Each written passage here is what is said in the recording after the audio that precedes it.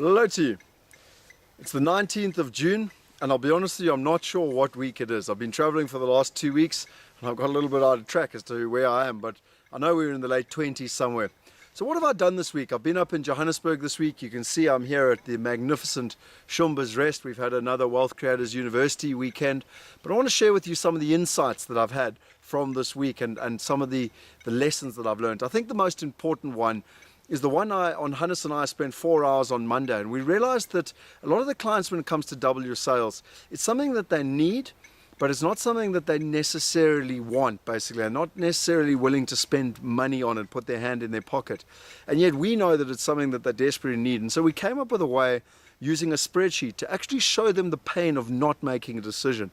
I used that technique on Tuesday morning in a live environment and a live workshop, and it was absolutely phenomenal. I could just see the lights literally switching on in people's heads when they realized that by not consistently training, they were literally costing themselves. And it was very clever, because you showed them after 1 year there was only about a 10,000 Rand difference, and you pretty much said, are you willing to put the time and the effort into this? And they were like, no, which was exactly the response I wanted.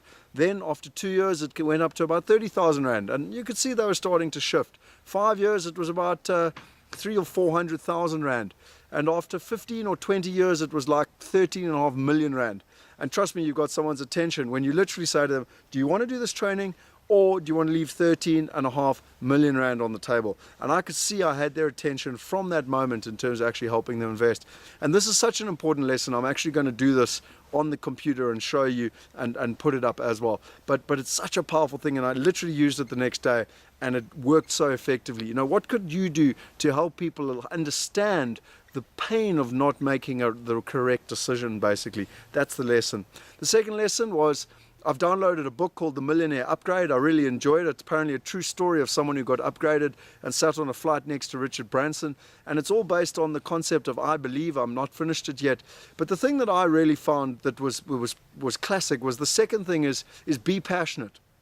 And you know, most of us, I read an article that literally more than 50% of the world is unproductive. And the reason they're unproductive, or the way they actually described it, was actually unemployed. And the reason is because they're not passionate about what they do. They don't enjoy their day job. They go through life in a grudge. 95% of people are actually unhappy with where they are in life. And that's tragic, you know. And yet every successful person I've read, every successful book I've read, it's about people who are passionate about what they did. My uncle, as I've said to you so many times before, he literally said he went on holiday every day and he got paid to do it. And I think that's such a phenomenal thing. You know, I've been here all weekend. In many people's eyes it would be working, but for me it was learning, it's understanding, it's helping other people. It's an awesome thing to be able to create and add that value in someone's life. So what are you passionate about? Be passionate. Find out what your passion is. For me, it's presenting and teaching people. And I know that. I mean, Tuesday morning I had a 3-hour workshop. I literally jumped out of bed excited, couldn't wait to go and do it. And then, you know, you literally present to people, you can see that light switching on, and you know, it's so empowering when you finish off. And one gentleman put up his hand and he just said, Scott, you know, I don't have any questions. I just want to tell you I really like you. Thank you for teaching this stuff. It's going to make a huge difference in my life. And, you know, that's so empowering. And, you know, I was reading today some of the testimonials from last week's Double Your Sales course. And, you know, really people really value what we're presenting and how we're helping them. And that's so empowering. And it really gives you a purpose in life.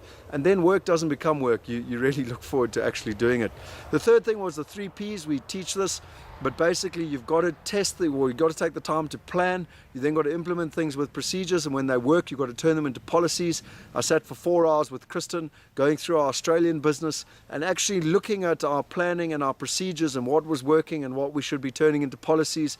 But basically, without systems, you don't build a great business. You don't build a McDonald's. You remain Joe's hamburger joint. And I've learned these lessons the hard way, and for the last 2 years I've really been structurally looking at our systems and actually implementation so that I too can build my McDonald's. The fourth thing for me was rest.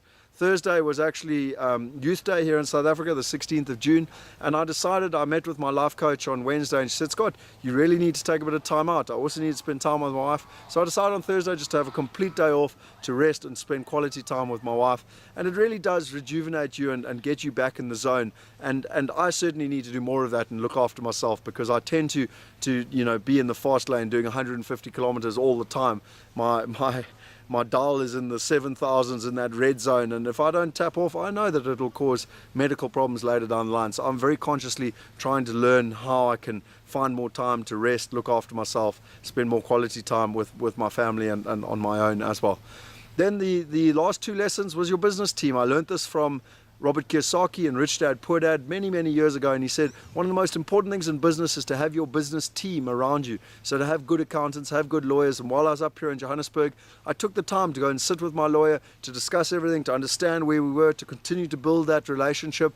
I then went and sat with my accountant, explained where we were, what we were doing, where we could look for, things going forward, etc., etc. So it's all about that relationship. And I think one of the things that I'm most proud of is that we've got a really great team around us now, so that we can build a sizable operation with the right type of people to call on should we need their skills and services, and really to help you build a fantastic operation.